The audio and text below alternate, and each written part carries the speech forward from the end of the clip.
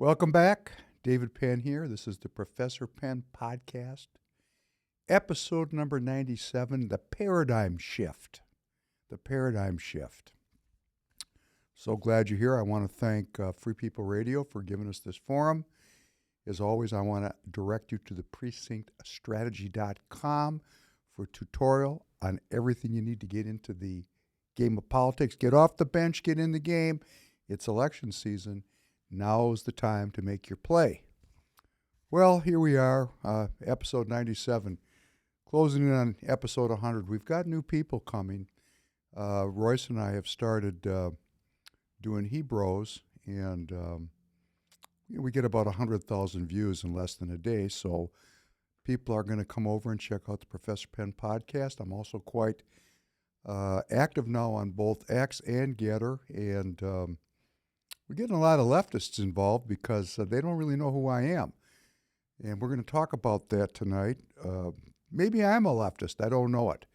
Because guess what? Left, right, up, down. Hey, it's all labels meant to divide us.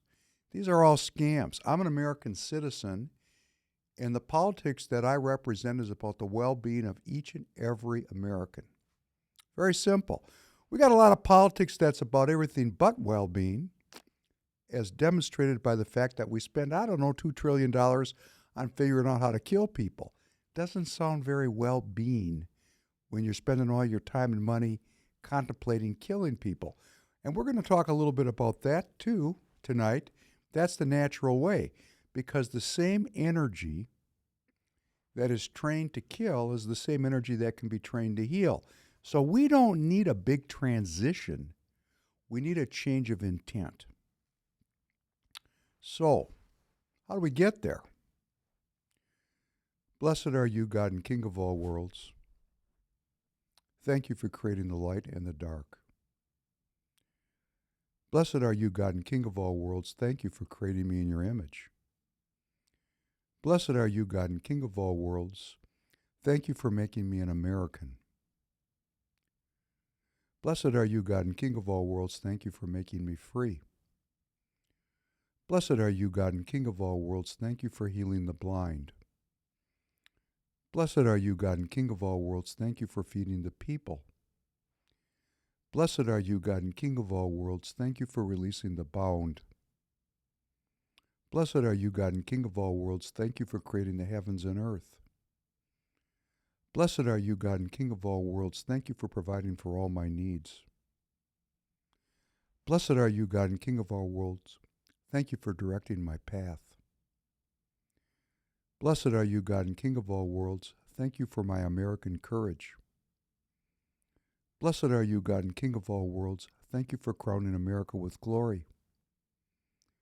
Blessed are you, God and King of all worlds. Thank you for restoring strength to the weary. Blessed are you, God and King of all worlds. Thank you for sending your only Son to die on the cross that I might be saved. Forgive me, Father, for I have sinned. Pardon me, my King, for I have willfully transgressed. For you pardon and forgive. Blessed are you, God and King of all worlds, who is gracious and ever willing to forgive. And I believe that I've received health for all my flesh. For those of us that are struggling with infirmity, I believe that I've received health for all my flesh. I believe that I've received health for all my flesh. And for those of us who are struggling with issues related to materials and monies, I believe that I've received the prosperity as God intends. I believe that I have received the prosperity as God intends. I believe that I have received the prosperity as God intends. We're going to come back to something, but I want to share it with you because I thought it was kind of cool. I was driving in the car with a young man, 14 years old, and we were talking about training. And what popped out was a little poem that we're going to make a whole section out of, but it's so good, I want to have it as an appetizer. I was sitting with this 14-year-old. He's a young man, and I'm trying to train him. He's asked me to train him, and that's the story we're going to talk about. And I said to him, You know, a woman can take her love away. Your boss will take your job away. The government can take your life away, but nothing can take the natural way. We're going to come back to it. Could you please play number one? All right, so guys, I just want to kick us off with this a little bit of sound from Donald Trump this past weekend in a rally in Richmond, Virginia. And they say, always trying to demean, well, MAGA really represents 48% of the Republican Party. No, it represents 96% and maybe 100%. We're getting rid of the Romneys of the world. We want to get Romneys and those out. But they know that we are the only ones who can stop them.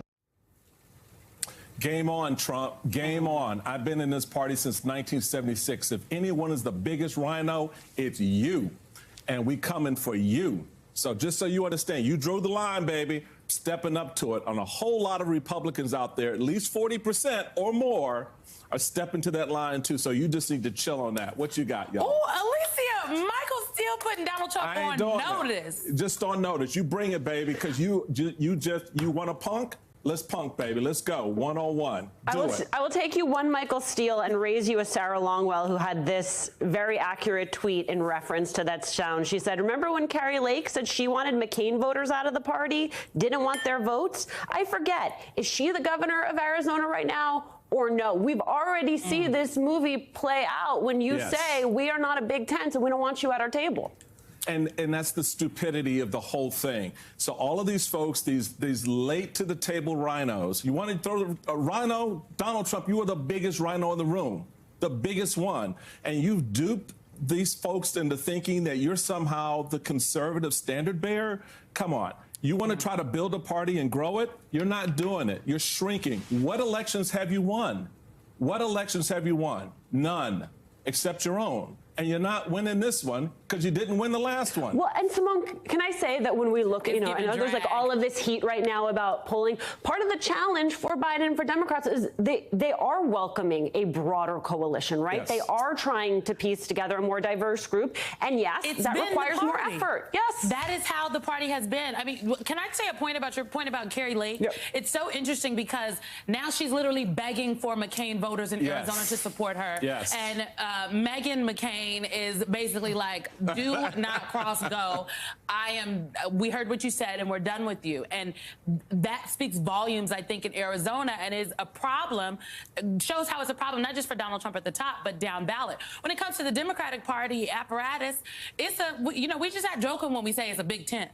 The tent is large. If we sat here, we could put 100 different, as I like to call, factions on the board of people that are, or groups that are under the umbrella of the Democratic Party apparatus. So when you have a big tent, that means you do have to speak to a broad swath of people, but it can be done. It has been done. Joe Biden did it in 2020. Democrats did it in the most recent midterm elections. Tom Suozzi did it in New York 3 just recently. And I think Joe Biden is going to be able to do it come this November. So folks just going to have to organize and calm down. But I'm here for the drag that Michael Steele had. I'm just so sick of this crap from these crazy folks that think that they are now the anchor of republicanism. You're not. Just trust me, you're not. You're not. Take your party back there, Michael Steele, because the people are just acting up. No, the line's been drawn. Let's go. Well, I hope you're doing well. I was very serious when we started out, but when I watched this comedy routine, The Three Stooges, it actually kind of lifts me up, gives me a little perk, because this is hilarious.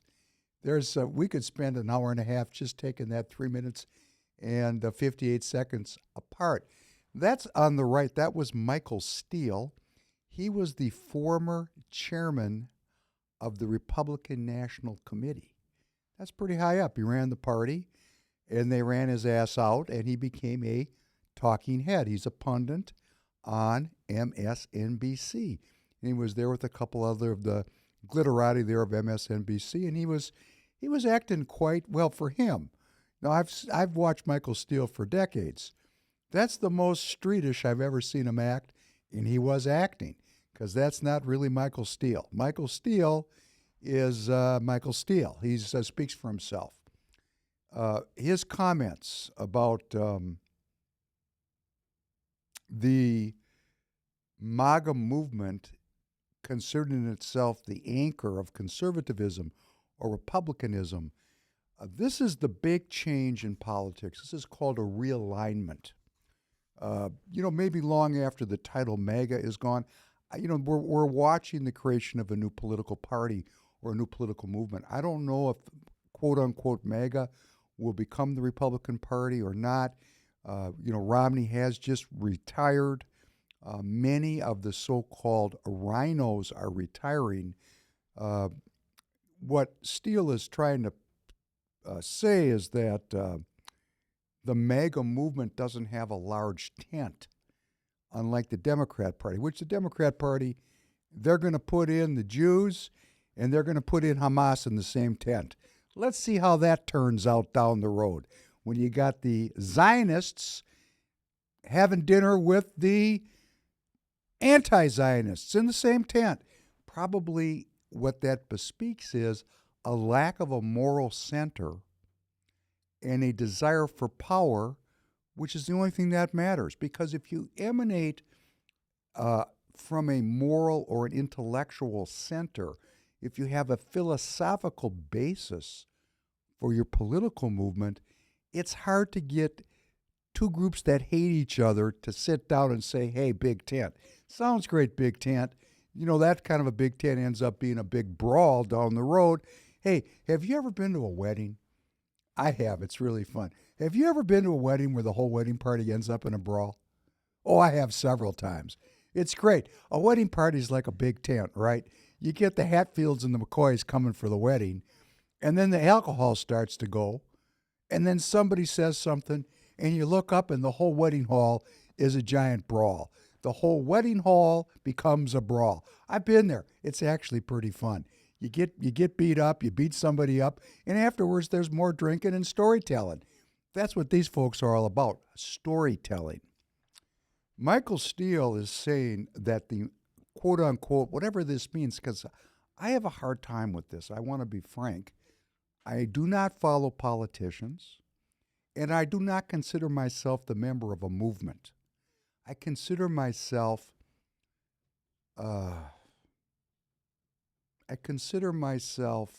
loyal to a set of ideas. And to the extent that various politicians or various movements come in and represent those ideas that I believe in, I'll vote for those people. But to me, it's about the ideas, and I think it's important that we, as a community, not that we shouldn't or should support Trump, because if we support Trump, that's great, because he is the one that's sitting on top of the ideas that matter, and that's what I want to talk about. That's where I'm getting to. But Steele's implication that quote-unquote MAGA is not letting or not allowing or not working with the quote-unquote rhinos, this is predicated on the fact that you ask yourself this question: are you a member of your state's Republican Party? So yes or no. It's a quick one, so I'll go on. If you're a member of the party, put it in the live chat, drop me a line. I salute you because you've gotten off the bench and in the game. And if you're in the game, what you know is it's not MAGA or it's not the nationalists. I like the word nationalist better. It's not the nationalists that wouldn't work with the globalists. The globalists still to this day control the mechanisms of the Republican Party. Their icy grip is just being loosened as we sit here this evening and talk about it. Super Tuesday. No, I'm in the party, and I'm going to tell you, a swear word comes to mind. I'm trying not to swear. They hate me. Hate me for a lot of reasons. Some hate me because I'm Jewish, which I've said many times, and I know who you are, and you're not hiding from me, and you suck, because it's 2024, and we're a post-racial, we're post-racism and post-anti-Semitism. We're post-Islamophobia. We're post-homophobia. This is 2024 America, where every citizen of the United States of America has certain unalienable rights. I will not discriminate or hate. I'm just not going to do it. That's my responsibility as an American. That's what it is to be an American. That's the best of what the post-democrat liberal order paradigm has contributed to the history of the United States of America. We're in a paradigm shift. The paradigm, the post-World War II Democrat liberal order brought about human rights, civil rights, women's rights, gay rights. The Democrats put it into all these different little cantons to control all these people. Actually, it's just human rights granted to us under the Constitution that these people revile. The Constitution that says a creator grants us certain unalienable rights, those being life, liberty, and the pursuit of happiness.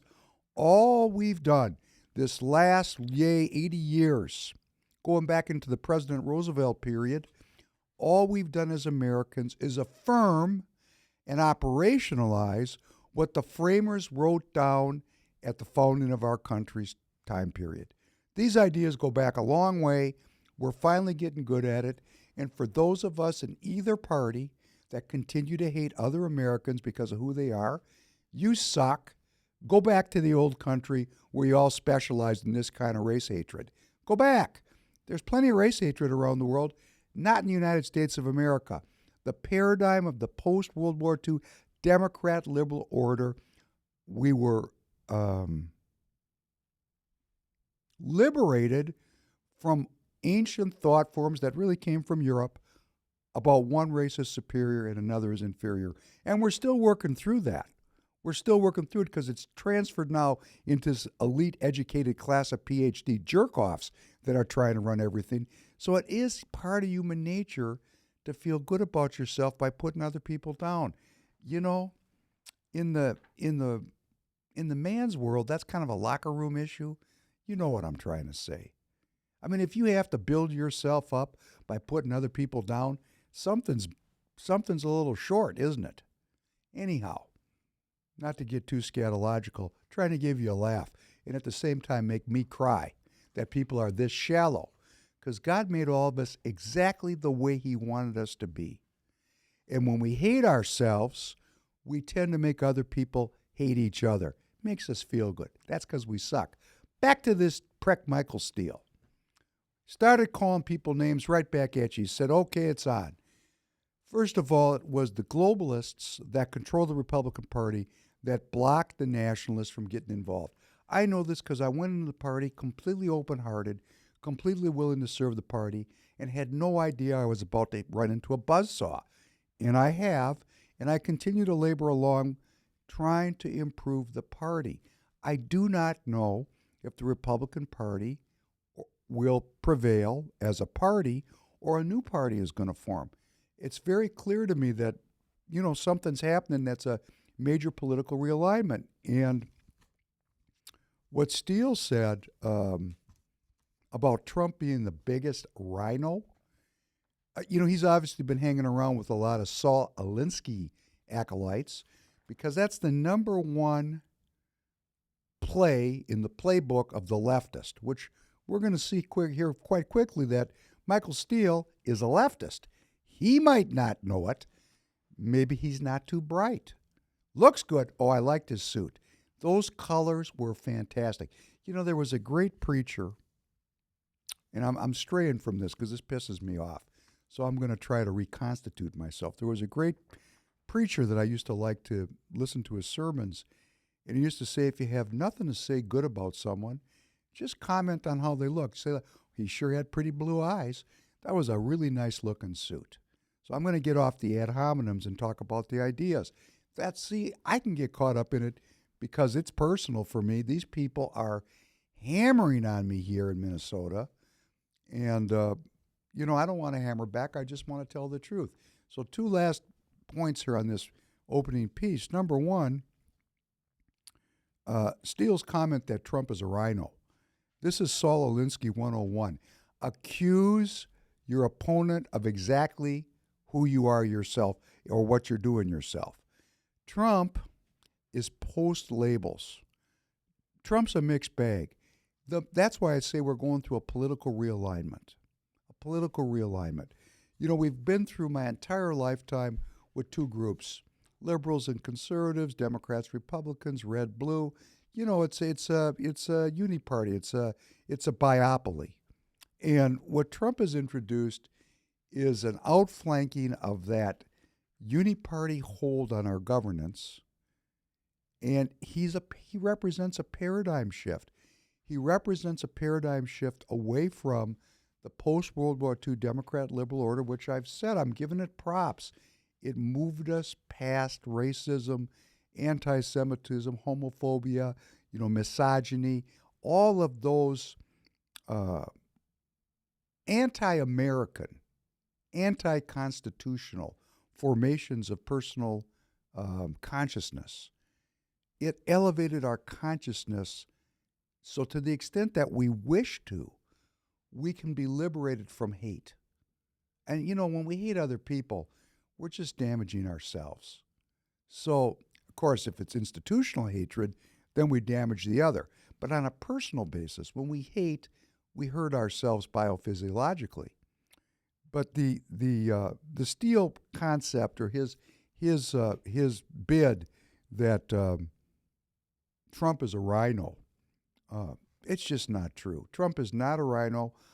I will define the rhino from my perspective, the David Penn, the Professor Penn diagnosis. A rhino is defined by materialism. He or she is a materialist, and they are focused on the size of their financial success as a justification or a endorsement of who they are, and they're depending on the government to provide security for them, be it the police or the military. So the rhino is focused on money and matters of military. And that's what they purvey, and that's what they sell, and that's been the grip on our country my entire adult life. Trump is coming along, and they try to paint him out to be, completely about the money. But if you really look at him, he spends a lot of time in prayer. Now, I'm not going to say that I'm not a judge of another man's prayer walk. Who would I be to judge that? I have no idea what's going on inside of Donald Trump.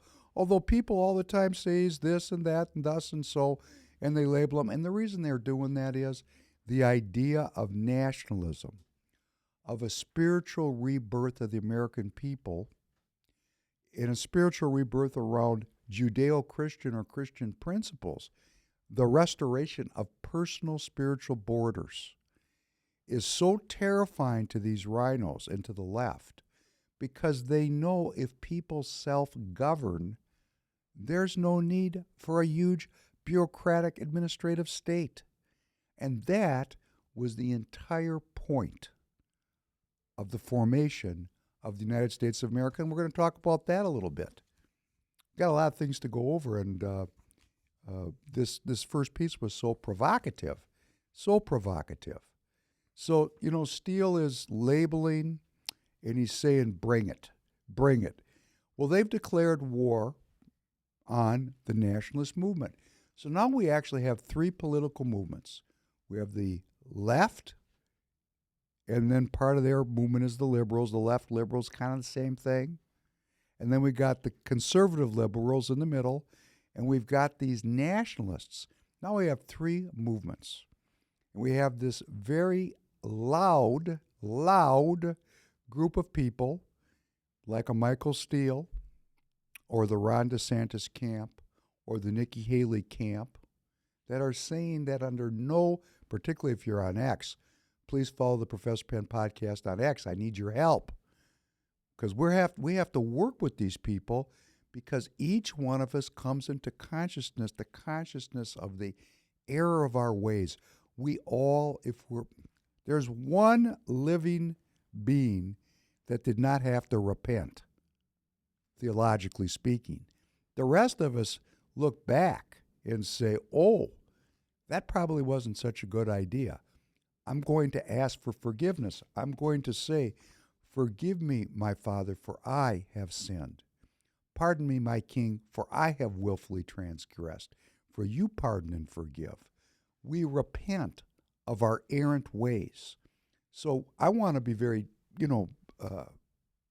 open tent as these liberals and as these conservatives recognize that they're really throwing in with the left.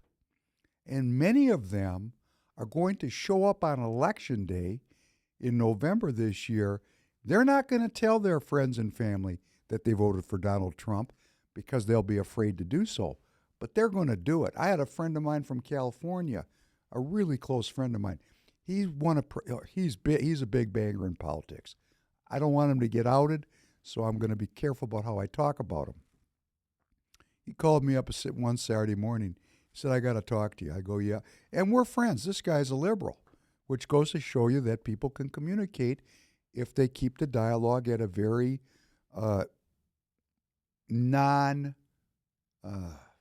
no personal attacks, okay? I love this guy. We're friends. I mean, we're really good friends. We've been friends for decades, and we don't agree politically. And I listen to him, and he listens to me. And he called me up last year out of the blue on a Saturday morning. He said, David, I want to share something with you, but I don't want you to tell anybody. For sure don't tell my wife. I said, okay, go ahead. I had no idea what he was going to say. He goes, I can't do this Democrat liberal thing anymore. These people are driving me crazy. And there you have it. So he can't even tell his wife, who is a leftist, for fear of losing probably sexual rights, that he has actually, from her perspective, gone over to the dark side. It's not the dark side. This is where the light resides, in self-governance. And this realignment is a paradigm shift where we're coming off the addiction to the cult. It's a cult of the post-World War II Democrat liberal order. It's a cult because you can see you cannot question it.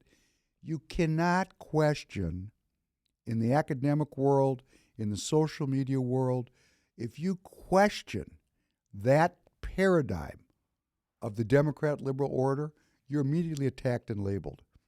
And I'm going to tell you, if you're watching me, because this is getting old, I am not a professor in the universities.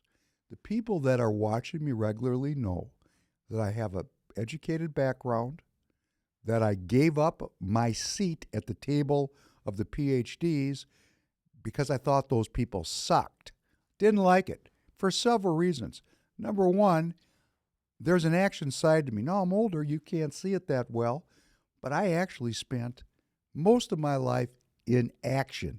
I mean physical action, the real kind of action, the kind of action where you can get hurt, that kind of action. I didn't want to live that life as a talking head. Here I am being a talking head. But hey, I earned it. I'm at that point. I could have never conceived of doing this 20 years ago. I would think, talking? What are you talking about? Let's break something. Anyhow, there's a realignment, and Trump represents a paradigm shift. For me, it's not about Trump, it's about the paradigm.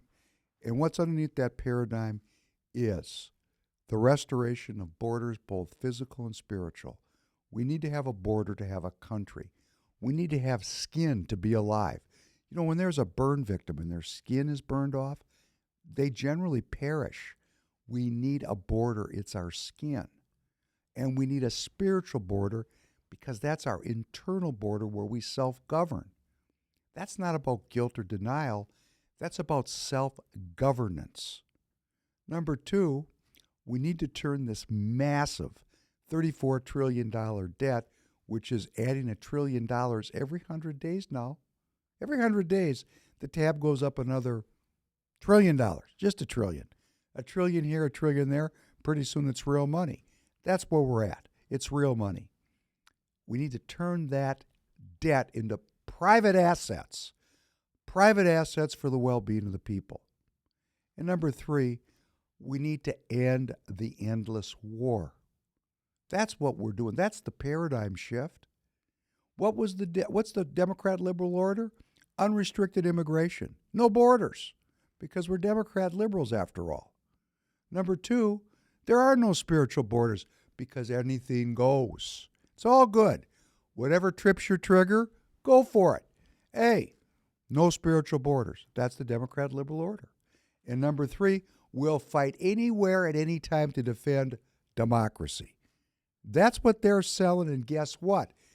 It's run out of gas. We know it's run out of gas because you can't have a good, healthy country without a border.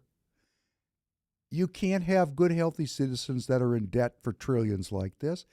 And nothing is more unhealthy than killing people or getting killed. Hey, if you've been there, you know there's nothing fun about war or fighting. You know, I was making a joke about the wedding brawl in the wedding hall. You know, it's real fun, you know, if you're 18, 19 years old, when some 19-year-old tough guy who's maybe the previous year was the middleweight wrestling champion in the state hits some 50-year-old guy in the head, he can die. You know, people, when they're drinking, they're not thinking clear. That's kind of like the endless war. We're not thinking clearly. This is an ideology that's run out of gas. It's at the end of its time. It's a paradigm shift. We call it many different things too. I mean, this is what they call the multipolar world. See, they're in the intellectual circles. They're feeding this information in a different way. They're saying it's the end of the American hegemony and the beginning of a multipolar world, which of course the globalists do not want to happen, and they're willing to fight with your money and your children to the death so that they stay on top of the heap. And that's why it's run out of gas. So we've got this new paradigm that's coming. I don't know what they're going to call it. I mean, calling it the nationalist paradigm is probably not correct. We don't know I don't know what the label's going to be. But it really is a refutation of the worst of what's left over from this post-World War II Democrat liberal order paradigm. But we want to keep that paradigm's best contribution to American life, and that we make a post-hate society, a loving society. Oh, you mean love your neighbor as yourself? Where did we hear that before? Who dropped that into world history? So we're moving. If you think about it like a yin-yang symbol, and you got this black part with a little white dot, that's the post-World War II Democrat liberal order. And then you got this other side, it's white with a black dot. And it's moving around and shifting. And one thing turns into its opposite. And right now, that post-World War II Democrat liberal order is morphing into a new paradigm. It's going to bring with it that little white dot, which is no more hate, and become this shining beacon of light about human well-being. And we're going to leave behind no borders, a debt society in an endless war. We're just going to leave it. We're going to leave it behind. We, the American people, we're going to talk about that also. So, Michael Steele, you got a lot of work to do. You're stuck. You're a cultist, because you and your ilk are failing to see the end of the paradigm you've invested in. And, you know, I was of that I got a young man, he was telling me, he goes, it's so refreshing to see a boomer like you. I'm thinking to myself, really? Are we that bad? Is my generation... Now, I know there's some boomers that are watching this show. They get mad at me when I get down on the boomers. Well, I'm not going to get down on the boomers because it's everybody. I mean, it's across the whole society now. If the people stand up, and we're going to see some films of that, if the people stand up, and I mean in the hundreds of millions in the United States, this is going to be over like that. We're going to change to this new paradigm. We're going to focus on human well-being, and life is going to be great. We're going to have a new renaissance here in the American experience. But if we keep sitting at home waiting for the cavalry to come or completely being brain dead, well, it's not going to be that good. Because when paradigms end, they can end easy or they can end hard. When they end hard, It's usually called Nazism, something like that. We have to pay for things around here, and I just want to say I'm doing a poor job of selling Tiregate. Tiregate is how Free People Radio is attempting to fund itself. Now, I know that hundreds of thousands of people are watching Free People Radio content, and every one of you buys tires. Well, not everyone. Some of us don't own cars, and when I say that, I always feel that I'm being incorrect. That's a cognitive distortion. Most of us still own vehicles. That means most of us are still buying tires. And in fact, 25% of this audience, you're going to buy tires this year. And when you do, please think of tireget.com. That's TIREGET.com. We've got all the major brands, all the low-cost private label tires. Every tire is at the right price. We will deliver the tire to the tire shop 5 minutes from your house, where it will be installed. You will have paid Tiregate. It's a cashless transaction at the tire dealer. The tires will be your tire will be waiting for you. It'll be installed. You'll be in and out in 45 minutes. The price is right. The service is good. You might get to talk to me if you call in. And I'm asking for your support. I'm asking for you to have your friends and your family, if you like this content, to come to Tiregate so that we can continue to expand this network. We would like to become your source for your news and for your commentary. You know, you got to aim high. You know, there's that great line in The Patriot with Mel Gibson. I thought that was great because, you know, it's quite accurate. Aim small, miss small. Well, you know, in entrepreneurship or in politics or in building something, you aim big. And my aim is we would like to see this audience grow and our content to continue to expand. We would like to be a full-service broadcast source, and we need money to do that. And we're not having advertisers on at this time. We got one advertiser. Everybody's selling something to defray the cost of this thing. It's expensive to broadcast. So please, bring your friends, bring your family, tell your coworkers, tireget.com. I'll be here to help you. We'll be sure you get exactly what you need. Thanks for listening. And I'm waxing on about this because we need your business. And don't forget freepeopleradio.com. There's a gorgeous store there for a T-shirt or some things for your kitchen. We're asking for your help. Please. News that matters. I'm running way over. We might go long tonight. We'll see what happens.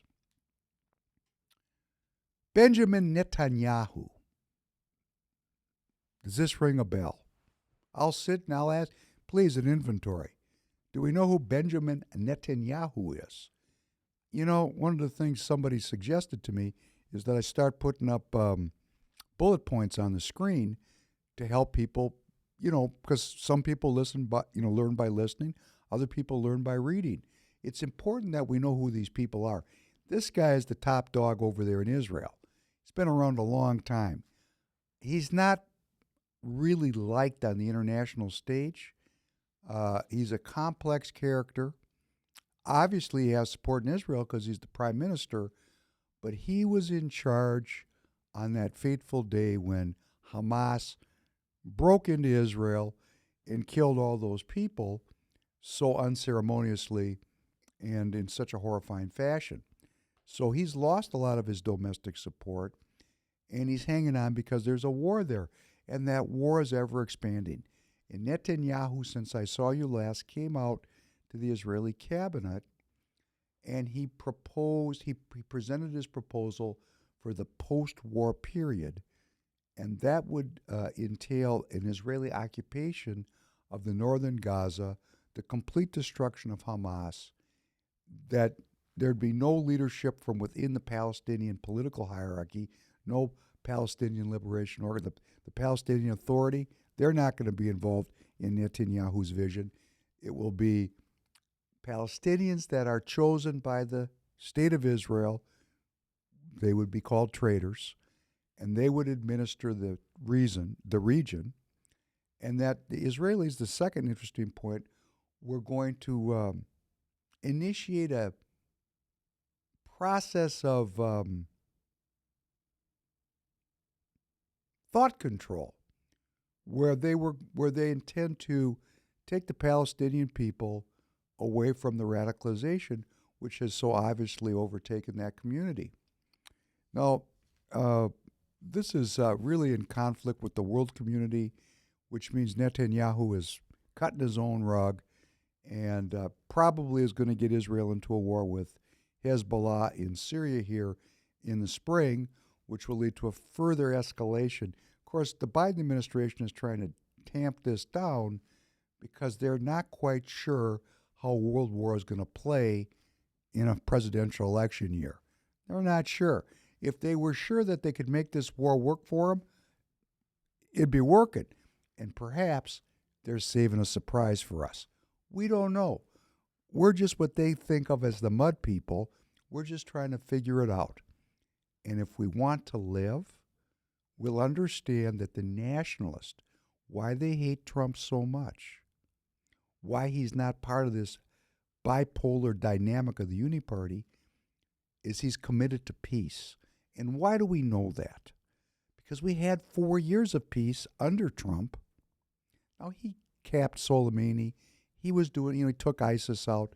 But there was nothing compared, nothing in even the minor leagues of what we've seen break out since the Biden administration took over. And one could make a case that the post-World War II Democrat liberal order is about the regulation of war for profit. And Trump, as an entrepreneur, as a businessman, he is not that guy. He's not a professional politician. He's a professional businessman. He doesn't want anything to crowd out making money. And war crowds out making money. We're going to talk about that downstream in just a minute or two. But, in thinking about Netanyahu, I thought about that famous scene in The Godfather. Have you ever seen the movie The Godfather? Great. We're going to get this producer mic'd up soon. He's getting it down. The Godfather, in the first movie, there's a great scene.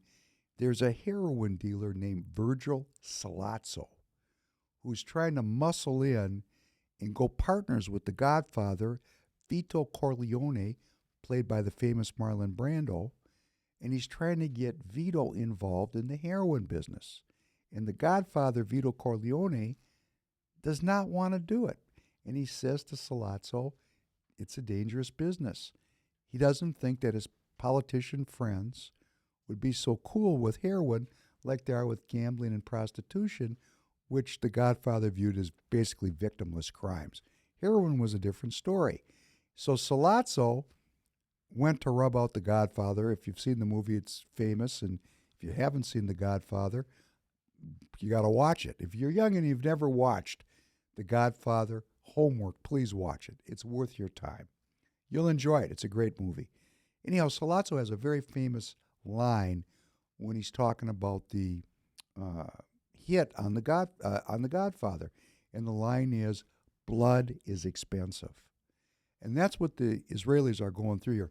Notice I didn't use the word Jews, because, to be a Jew, you got to believe in God. The Israelis, as my Palestinian cousins would call them, are perpetrating quite an act here of, some would say, genocide. And why I say that is, there's been 30,320 Palestinians killed through this past weekend, and 71,533 wounded. Now, the pre-war population of the Gaza Strip was 2.5 million, which means that 4% of the population has either been killed or wounded. Let me put that into some American terms for you. That would be like, in the last 9 months, 13 million of your fellow citizens were killed or wounded. Hey, that's big time, right? 13 million? That means somebody you know or somebody in your family was killed or wounded. That kind of killing doesn't spare anyone. So when I say blood is expensive, this kind of killing,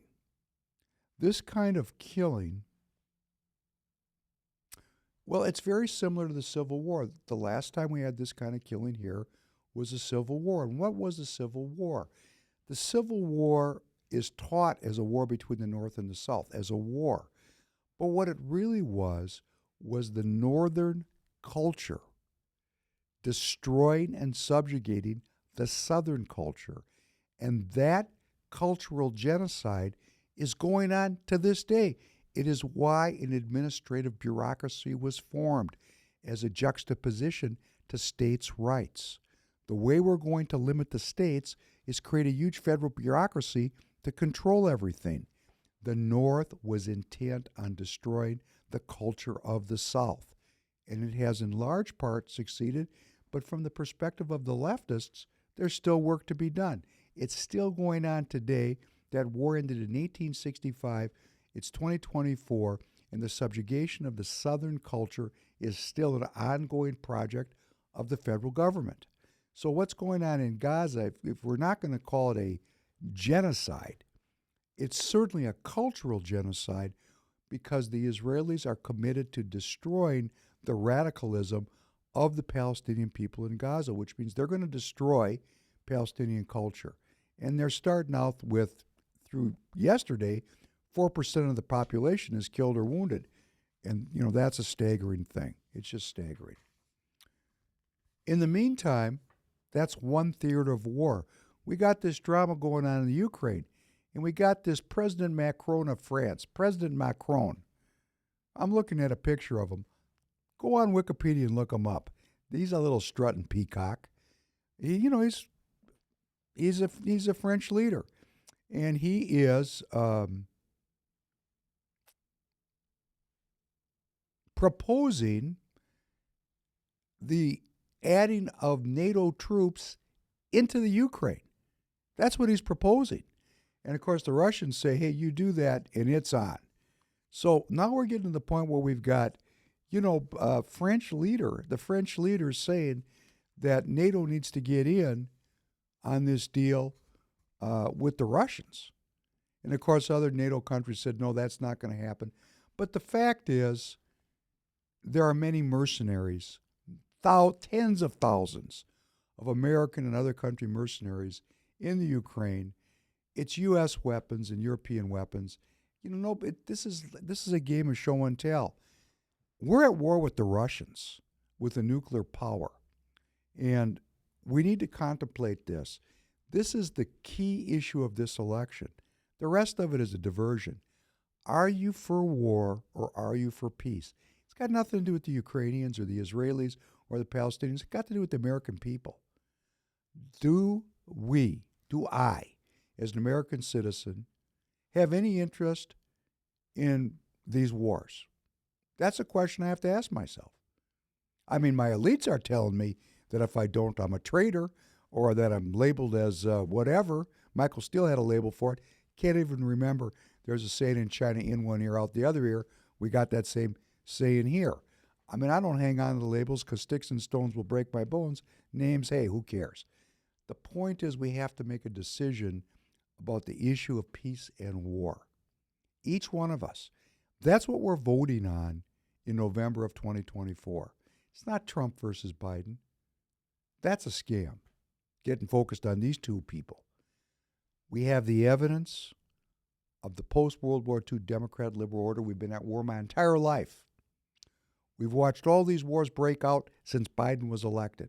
We're watching them move us up the escalation ladder, getting closer and closer to nuclear war. Do we want that? Are you willing to vote for Biden because you do not like Trump and risk being burnt to death in a nuclear fire? Is that worth it to you? Because if you're willing to die in a nuclear war or send your children to go fight in foreign conflicts, well, then you have a good reason to vote for Biden, because that's the only reason that matters. Yes, there's many other issues, like a woman's right to reproductive health. Huge issue. How does that compare, women, to dying in a nuclear war? Are you going to have any reproductive health issues after you've been turned into a cinder? So let's get organized about what is the issue of the day. Let's not think about these men or women if Haley was to prevail through some kind of intervention. Are you for war or for peace? It's a binary, simple choice. And the nationalist movement is an anti-war movement. I've watched it happen. I've been at the front of turning it from what we would call jingoism, to be in an anti-war movement. I mean, that's, people don't know that I did that. I did it. Maybe other people participated. I don't know. But we've turned the herd of the nationalists away from war into the pursuit of peace. And that makes it a very important and viable movement. That's why I say one thing turns into its opposite. All those liberals that were out in the streets protesting the Vietnam War, are you recognizing that the Democrat Party that you had as a war party, as a civil rights party, as a women's rights party, as a gay rights party, that you made that party on liberal values, and it's taking your children off to die in a war and your grandchildren off to die in wars, and you could spend the rest of your life getting fried with radiation? Have you thought this through? I have, and that's why I'm with the nationalists. Because if it was okay over there in the liberal water, that was pretty warm and nice over there. But I changed, about 2000 in Bush when I figured these people out. And you say, well, Bush was a Republican. No, he wasn't. He's a Democrat. He was totally concerned with the military and with money.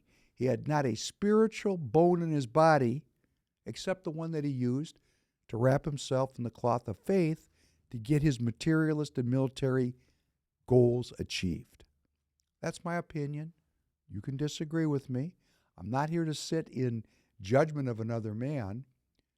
But when you go off to war and you kill 1 million Iraqis, hard to see that as a Christian act. I mean, just don't see it as a Christian act.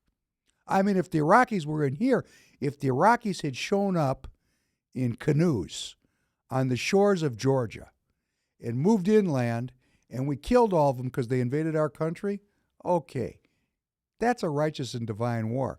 But going over to their country and invading their country and killing them in their country doesn't seem so spiritual to me. Sounds like a war of conquest to me. Sounds like a war of conquest. When you go outside your own country and you conquer somebody, is that not the definition of a war of conquest? Could you play number 2?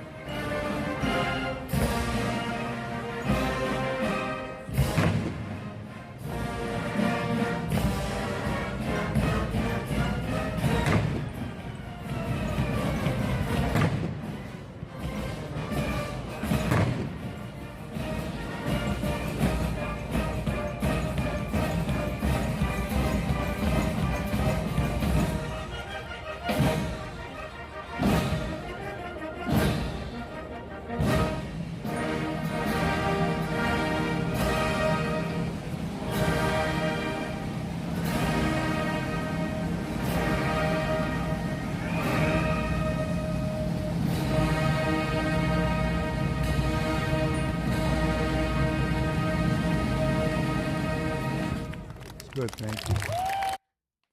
Well, that was Tchaikovsky's 1812 Overture.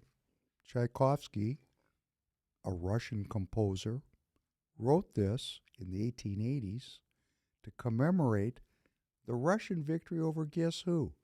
The French. You want to ask yourself, why would Macron, the French, which they have not won a war in a very long time, okay? These people, when it comes to war welfare, they're the first in line. They haven't won a war in a really long. That's 1918 was the last time they sat on the winning side of the table. Had the United States not intervened in World War II, those folks would all be speaking German. So, and the Russians. But apparently that didn't stick, okay? Somehow the French and the Russians have not gotten along for a very long time. Napoleon Bonaparte, do you remember his name? Napoleon. He invaded Russia in 1812. It's one of the greatest debacles in military history. 1 million people died between June 24th and the 14th of December, 1812. Hey, that's a lot of killing. We're talking about a half a year. A half a year, 1 million people. This is before ICBMs.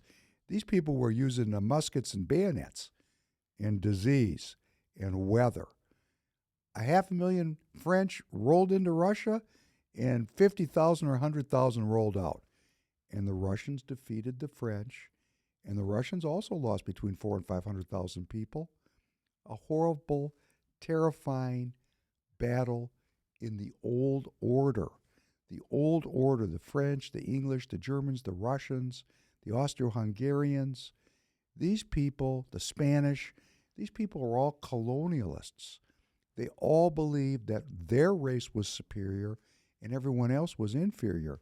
And they had hundreds and hundreds of years of war to see who was the superior race. And the French rolled off into Russia, and they rolled out the losers. Now, perhaps or perhaps not, I don't know.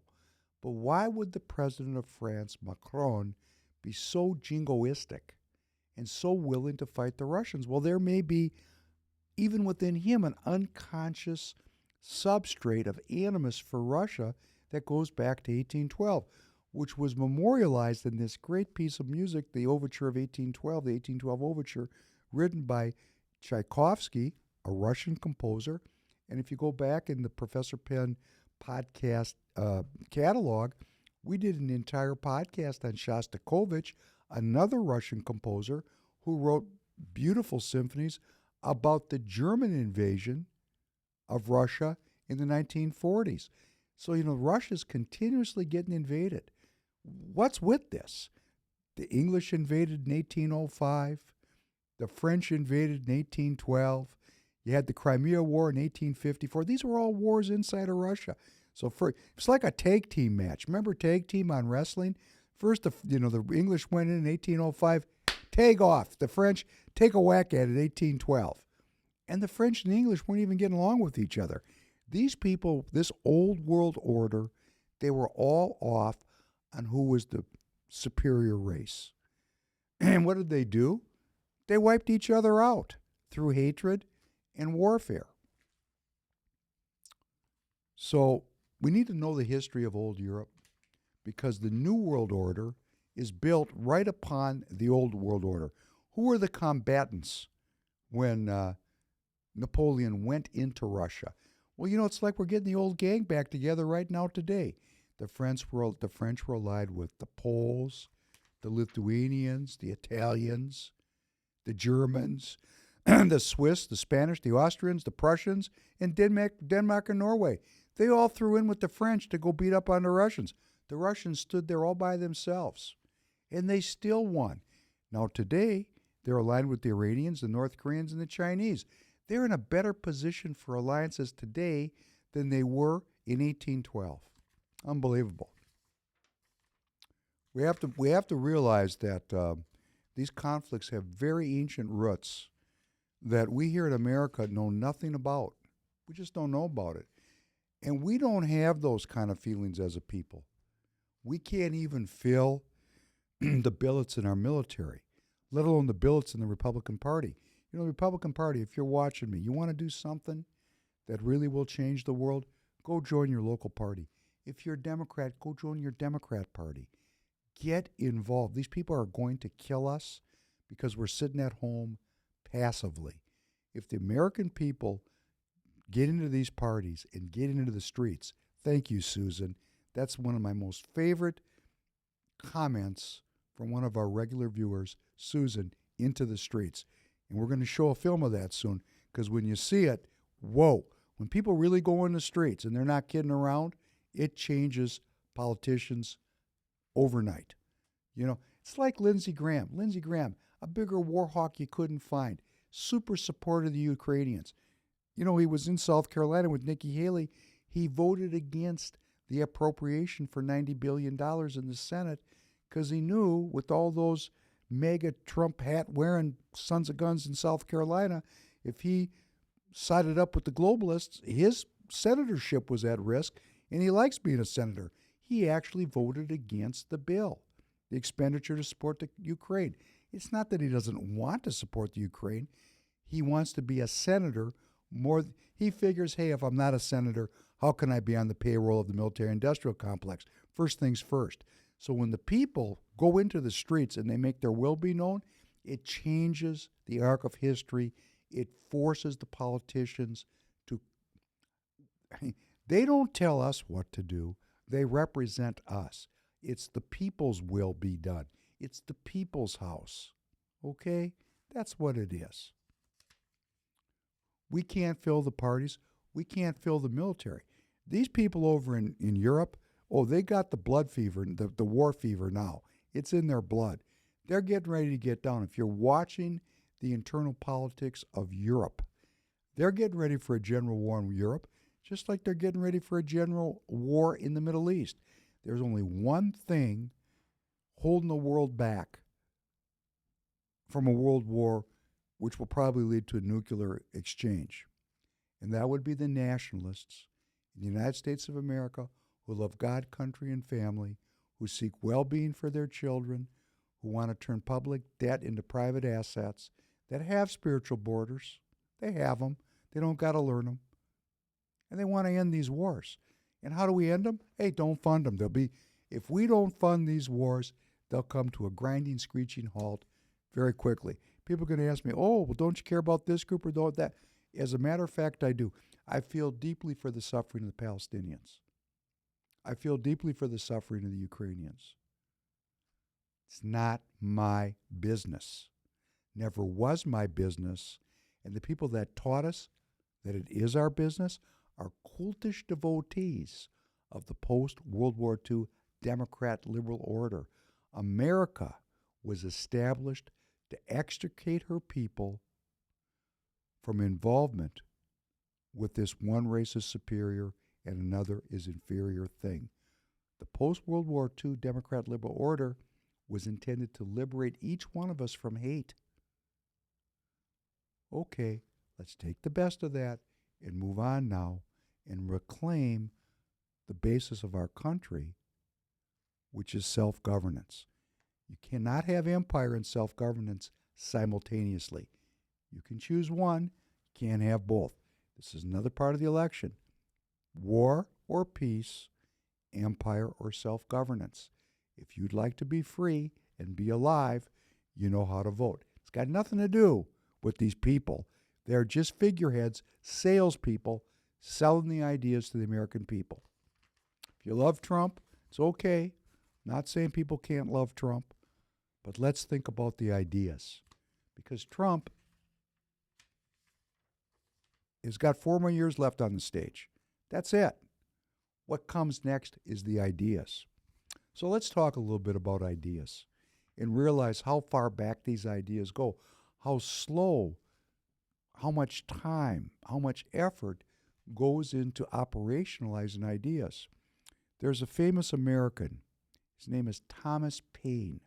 He was alive at the time of the American Revolution. He was born on February 9th, 1737, and he died on June 8th, 1809, which is a pretty good lifespan at that time, considering there was no antibiotics. He was an English-born American founding father. He actually got involved in the French Revolution, which is a whole other podcast if we want to go into it, because that's an incredible history. He was a political activist. That'd be called a community organizer, which you'll be if you go into your party and get off the couch. He was a philosopher, a political theorist, and he was a revolutionary. He wrote some stuff that was really inspiring to the Patriots in 1776 and helped them get their thinking right, because this is about ideas. I mean, you know, when you die in a war, you want to die for something. You just don't want to be sent out there like cannon fodder. And that's what happens when you have a righteous and divine war. The American colonists were rejecting empire, and they were fighting for their right to practice Christianity, that would be called self-governance, in the way that they felt was authentic. So I want to, without getting too deeply into Paine's history, maybe we'll come back to it because this guy lived a phenomenal life. It was so phenomenal, in fact, that when he died, only 6 people attended his funeral because he basically trashed everybody for not living up to his standards. And, you know, this is interesting also. He was an atheist. Paine was an atheist. Or one could say he was a deist. He was a deist. He believed God was found in studying the natural environment, the natural way. Maybe atheist is too strong. But, you know, people were tumbling out of the divine right of kings allied with the Catholic Church and trying to come up with new ways of thinking because that was a paradigm. The divine right of kings had lasted thousands of years. It was a paradigm, and people were overthrowing that paradigm, and they were looking at alternative ideas. One idea was atheism. Another idea was deism. Another idea was Marxism. Another idea was science. All these new thought forms were coming forth, paradigms which were supplanting thousands of years of paradigm, you know, the divine right of kings. And he just wrote some beautiful critique of this, and I want to read. These are not easy to read. I'll stop and comment, you know, and I'll try to do my best because this guy was a philosopher. It may with reason be said that in the manner the English nation is represented, it signifies not where the right resides, whether in the crown or in the parliament. See, they had a uniparty too, the crown and the parliament.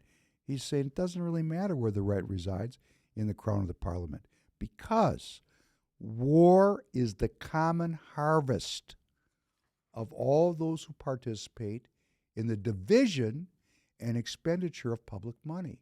In all countries, it is the art of conquering at home. The object of it is an increase in revenue. And as revenue cannot be increased without taxes, a pretense must be made for expenditure. In reviewing the history of the English government, its wars and its taxes, a bystander, not blinded by prejudice nor warped by self-interest, would declare that taxes were not raised to carry on wars, but wars were raised to carry on taxes. And I do want to give thanks to Leland. I think it was Leland who suggested I take a look at Paine with him. So Leland, thank you. This was great. I went back and read a lot of Thomas Paine. I hope it was Leland. Here's another one. This is great. Whatever is the cause of taxes to a nation becomes also the means of revenue to government. Every war terminates with an addition of taxes, and consequently with an addition of revenue. And in any event of war, in the manner they are now commenced and concluded, the power and interest of governments are increased. War, therefore, from its productiveness, as it easily furnishes the pretense of the necessity for taxes and appointments to places and offices, becomes a principal part of the system of old governments. See, there he is drawing that distinction, trying to set up America as the new shining city on the hill. And to establish any mode to abolish war, however advantageous it might be to nations, would be to take from such governments their most lucrative of branches. In other words, war is a racket. The frivolous matters upon which war is made show the disposition and the avidity of governments to uphold the system of war and betray the motives upon which they act. I mean, this is written in the 1700s. We didn't get very far, did we? We didn't get very far. Listen to this one. If universal peace, civilization, and commerce are ever to be the happy lot of man, it cannot be accomplished but by a revolution in the systems of governance. All the monarchical governments are military. I'm going to read this again because we have an imperial presidency, which was never supposed to be this way. Our founders set it up so we would not have an imperial monarchical government, but we have it. All the monarchical governments are military. War is their trade.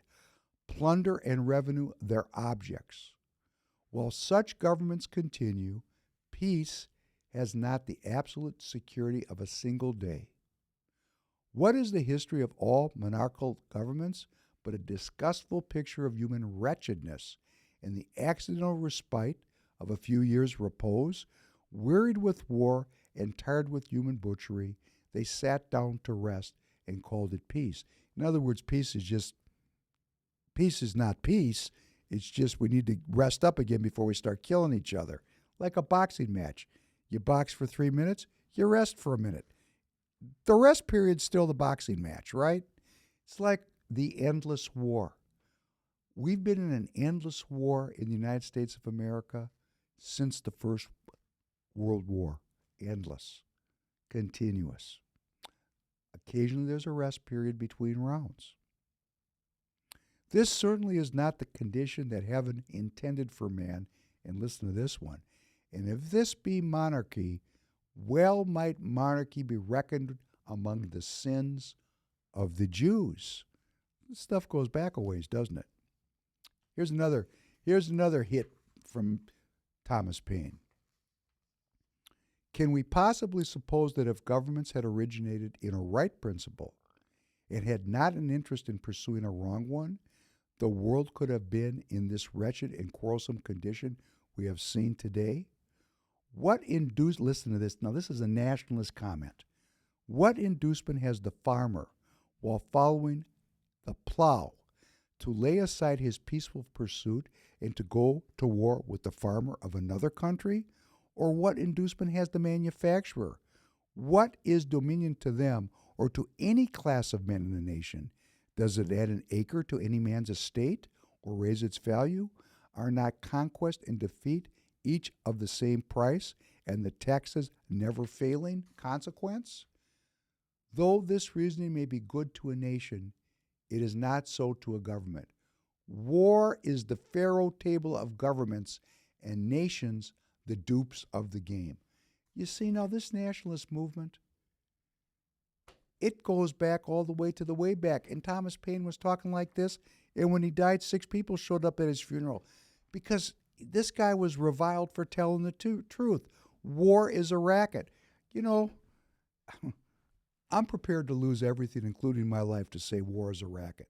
I go right into the threads of these Congress people and these senators, and I just say, hey, you're just shilling for the military-industrial complex. I know somebody's writing my name down, but isn't it worth it that we stand up for our children? Thomas Paine was a spark, a fuse. When he was writing this, these were new ideas. New ideas. This stuff's old. You know what's wrong? We the people are wrong. We're accepting a formation of governance based on war.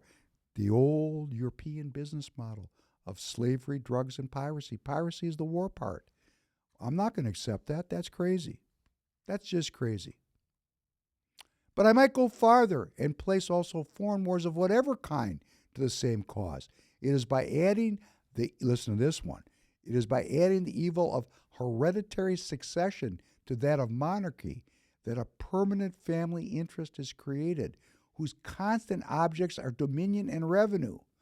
Poland, though an elective monarchy, has had fewer wars than those which are hereditary, and is only government that has made a voluntary essay, though but a small one, to reform the condition of the country.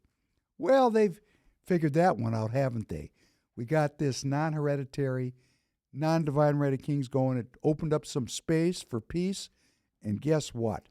The assholes figured out how to turn these elective republics and democracies into monarchies. And who are the new monarchs? PhDs, the second-hand jerk-offs who lead us into these wars, no different than the monarchs, the kings and queens of the days gone by. Yes, it's the Michael McFalls and the Bill Cristols and the Jonah Goldbergs, and I could go on with all the people that I see on X who all went to the same dirty dozen universities, and they all think they're smarter than I am because they learned from somebody else. They're secondhand. I even had a guy come to me and say, why do you keep saying secondhand jerk-offs? Because they are. If they were American citizens, they would not be leading our country into yet another war. That, by definition, for me, makes them jerk-offs.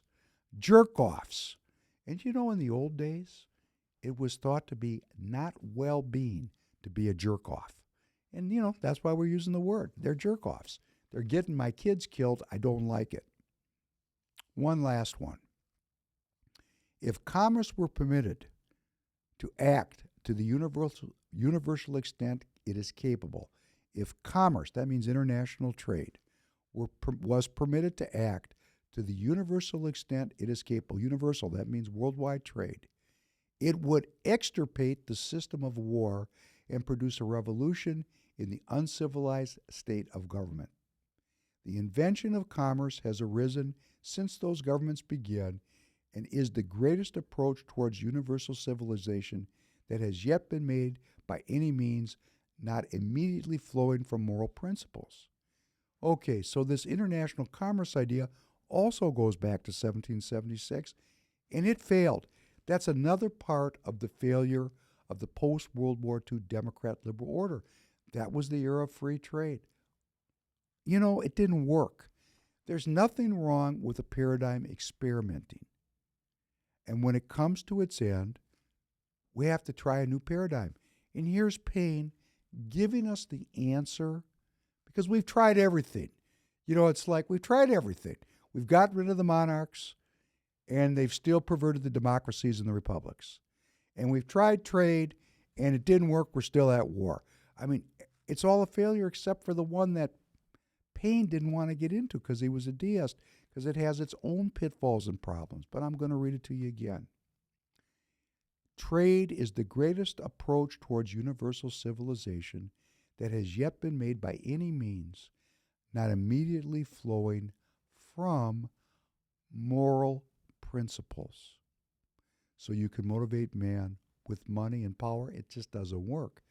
We got to get back to number one, restore borders, both physical and spiritual. And as a sidebar, I want to say, when I went into international trade, it was 1987. And you can go online and put my name in, and you'll find an article I wrote in the 80s about the importance of international trade. And I put a famous line in there, when goods stop crossing borders, armies start. And, I believed in it. I believed in free trade as a means of creating peace, because the people that I went and did business with, we became friends and we bound our societies together in amicable trade relations. It just didn't work. It failed. It was a failed attempt, and that's because there's always a winner and loser in business, and as long as we're in that win-lose mentality, we're going to have one race superior and another inferior. So it didn't work. I mean, I was on the cutting edge of it. I tried it. I'm going to say it's a failed ideology for me, and that's why I say restore borders, both physical and spiritual. And here's Thomas Paine saying it in the 1700s. We just haven't gotten very far. Well, we got to get someplace. And I want to end with a little discussion about this natural way, the natural way. I got a young man in my life, and he's 14 years old. And he's a brainiac, super smart, smartest kid in the school, great piano player. I have to say I've helped him learn how to play music. He didn't need my help because he's really supremely talented. But it's nice to have somebody around when you're practicing that's already skied those hills. It speeds up the process. I'm not saying he needed me to learn how to play music. When he was 4 years old, in the back of the car, in the car seat, he was singing along to, pop songs, and I thought, whoa, this kid's a monster. 4 years old, perfect intonation, knew every word, couldn't speak the word, didn't know what anything meant, but he had a musical memory and a musical mind where he could remember the melodies, remember the lyrics, sang perfectly. I thought, whoa, this kid's got to play. So we got him involved in piano, and he's a great piano player. But he's a cerebral kid. He's not a physical kid, and now he's going to be going into high school. And he came home a few weeks ago, and he told me about a story in his school, which interestingly, it's a school where we have a lot of party events. I'm not going to mention the name of the school because what I'm going to say, it doesn't sound very pleasant. But from my perspective, the school is trying to damp down bullying which is a cohort of white kids beating up on the other group of South Indians and Chinese. And, the American-born black kids are kind of out of it. I mean, they're picking on these, what they perceive to be immigrants. And this kid came home to me and he said that there was a fight in the school, and a particular big kid had picked on one of these small South Indians and just beat the hell out of him. And he said to me, he goes, I was afraid to do anything. And it was, a very revealing thing to say. I have a good relationship with him. I personally remember feeling that way at exactly his age, because I, too, was a great musician, and I, too, was the smartest kid in my high school, and I, too, was afraid of getting my ass kicked because I was not raised to be that guy. And I didn't tell anybody. I just went full-blown, well, how many fights can I get into? There's a great line in a movie with Vin Diesel, and he's looking at a guy and he goes, hey, I've been in 1,000 fights. That's the way you learn how to fight. You get in a lot of fights. And this kid has never been hit, and he's scared. And I know where he's coming from. And I certainly don't want him to go through the hell that I've been through, because I took it too far, probably. But I decided I was going to train him. And we were driving to the club for the first time, because the first thing I have to do is get him working on weights. And, of course, his mother said to me, don't do that, he won't grow. And I said, shut up, he's going to grow fine. And I didn't say shut up, but, I kind of did, because there's people that have these crazy ideas, like I don't know how to train this kid. Well, she doesn't know that part of me that I taught military hand-to-hand combat for 20 years. She doesn't know that. I never even talked to her about it, because she met me after I had started that. And, when you talk about what happened years ago, I'm only putting this out there for some framework. I taught for a very long time, and I trained with some really bad sons of bitches. And now I'm old, and I still know how to do it. I just don't talk about it. And so she doesn't know my competency in this area. So I had to sit her down and say, look, I know how to train him. I've trained many 18, 19, I've never trained anybody 14, but many 18-year-olds, and I think I know how to do it. Please give me a chance. So she said, well, what are you going to do? I said, well, I'm going to be downstairs at 5:15 in the morning. I've told them we're leaving at 5:15. She goes, why are you doing it at 5:15? I said, because training starts at 5:15. She says, why don't you go at 8? I said, because when you want to train, if you're serious about it, it's at 5:15. She didn't get it, and I didn't care. And she said to me, he'll never wake up. And I said, well, we'll see. Because at 5:30, I'm going to be in the gym if he's there or not. Because I decided I was going to use this as a fulcrum to go back to the gym myself.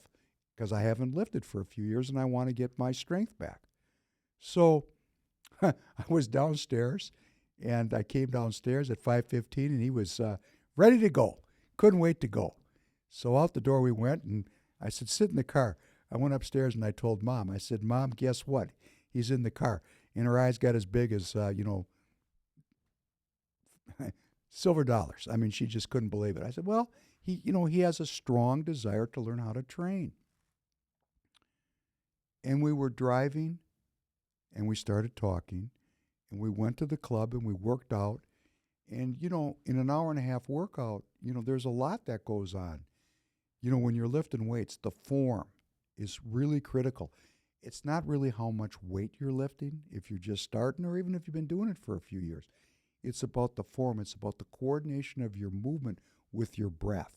In other words, if you want to turn weightlifting from lifting weights to a martial activity, because lifting weights is about training to fight. If people are lifting weights and all they're doing is lifting weights, they're missing that it's kind of an addendum to the real deal. Like if someone's running and they don't have any other concept, they're missing why we run. Like if you're doing yoga and you don't understand that that's a martial art, nobody really explained to you that you lift and you run.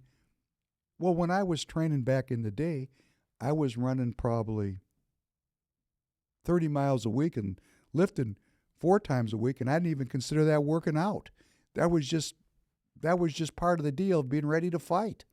So, that's my orientation, and he'd already told me he wants to learn how to fight because he doesn't want to be afraid. And what man wants to be afraid? And if you are afraid as a man, how can you rely on yourself to react with dignity and justice if you're called upon to be in a situation of criticality? And when you look at all the abuse of women that happens, now, there are really tough men that abuse women, and they're in a class of their own. And that's a small group. And I'm going to tell you why. You have to be a sadist to hit a woman when you're physically trained. You have to enjoy hurting people. Most people do not enjoy hurting people. So if you get in a fight with a weaker person and you hurt them, there's no glory in that. You feel terrible. And why am I saying it? Because, I know what it's like to hit somebody in the head and watch them fall down and realize, boy, that was unnecessary. So particularly when it comes to a man and woman thing, if men are not trained and they don't develop their inner strength, they're not reliable to stay under control if some kind of verbal conflict ensues. So I think it's important for every single young man in American society to gain training, to understand their own gaps and how consciousness works in and without in physical altercations.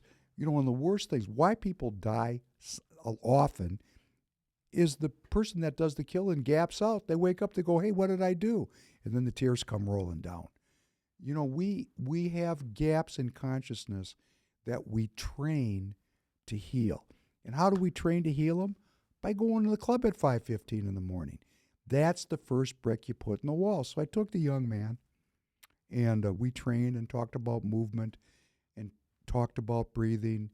And I showed him that, certain, like if you're bench pressing, you grab that bar and you got your knuckles on that bar as if you're hitting somebody and you're pushing out. It's a double punch. I started training him. And we had a good session, and we got back in the car. We were driving home. And out of the blue, this just came to me. And I say to myself, where do I get stuff like this? Now, I'm past the point of being an asshole and saying it's me. It's not me. This is really, I think, a beautiful thing to say to a young 14-year-old kid that's never been loved and never had a job. And I said to him, and this applies to all the young men in this audience, a woman will take her love away. It happens. A boss will take your job away. It happens. The government can take our lives away, but nothing can take the natural way. And, when we talk about the well-being of the American people, well-being is an infinite becoming of self-governance. The self-governance of well-being is what is missing from American culture.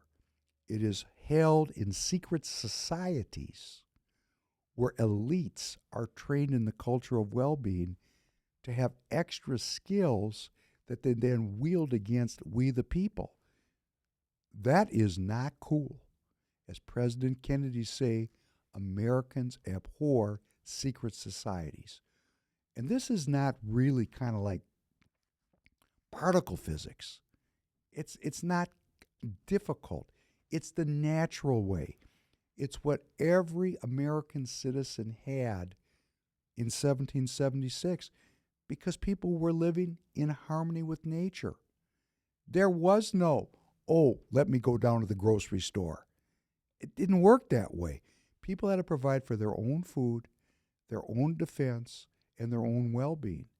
So the defense and well-being thing, they're really closely linked together. And I want to talk about this somewhat over the months, and God bless us, God bless me, years to come. How do we reclaim the natural way within the context of a completely unnatural, digitized environment? That's what they're really taking away. And they're not taking it. We're giving it. We're giving up our knowledge of the natural way and our harmony with the natural way. Or as the Chinese would say, they have a word for it, chun tao, the knowledge of the harmony of the universe. We're losing that culturally, and in its place comes digital, artificial experience. So this is another vote. Do we want to live artificially, or do we want to live naturally? We need to talk about these things as Americans and understand that every scientific invention is not necessarily good for the well-being of the people. We live in the post-World War II Democrat liberal order, which has many elements to it, war being one, science being the other. The war is based on the science. Our whole domestic spending program rests on the military and the funding of our universities to continuously get an edge on being able to throw a rock farther than the next guy. That's what we're working on. We're really not working on technologies or strategies that enhance the well-being of the people.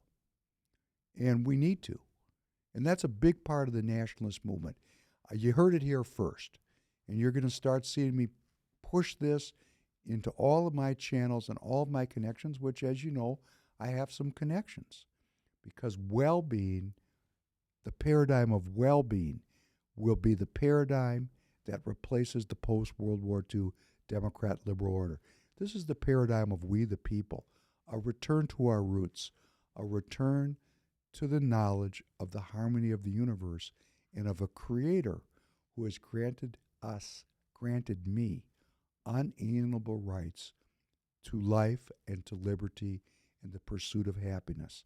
And to do that, to have life, to have liberty, and to pursue happiness, it's all about discovering and refining our spiritual borders so that we can self-govern. This is the lost knowledge of the experiment called the United States of America.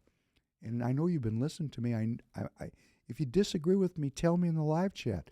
But I think we have wide, broad-based, bipartisan acceptance that well-being and spiritual borders are related. If we have no borders, if we can do anything we want, if I'm going to go after this broadcast and sit down and eat 5 pounds of sugar, I'm probably not going to be very well afterwards. We know naturally, without thinking, about many of the things that are good and bad for us. Then you get into the thinking range. What people tell us, great. You have to see it for yourself. Nobody can show you. This whole trip is about longevity and well-being. Anybody that tells me anything else, I'll say, you're entitled to your opinion. If you think it's about this or that, that's fine. You're an American citizen. You can pursue whatever it is you think is your pursuit of happiness. But what it is for me, for Professor Penn, is the pursuit of well-being and spiritual borders, the net result of which is longevity. And I'm at the point of the game where the longevity part is getting real important, isn't it? So I want to thank you for joining. We went over slightly. We'll be back on Thursday, God willing. I want to thank you so much for joining us here. We're closing in on 100 episodes. We're going to have a party for that one. I hear around the campfire that Royce White and I are going to be doing a Hebrews that's going to post up on Friday night. Hebrews is really getting a great feedback from the audience. So thank you for that. I'm going to go out with 2 clips back to back. We're going to play number 3. This is for Susan.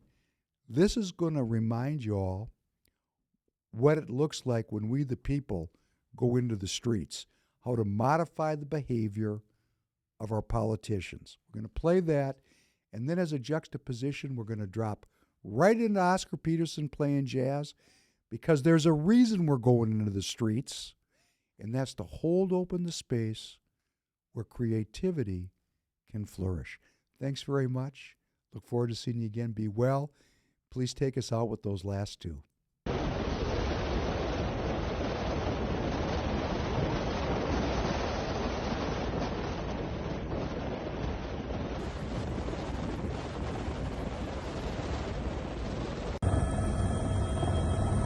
This is Brazil. These people are protesting the communist government of Lula and the hegemony of the New World Order in Brazil. That's called getting in the streets. And now for a little creativity.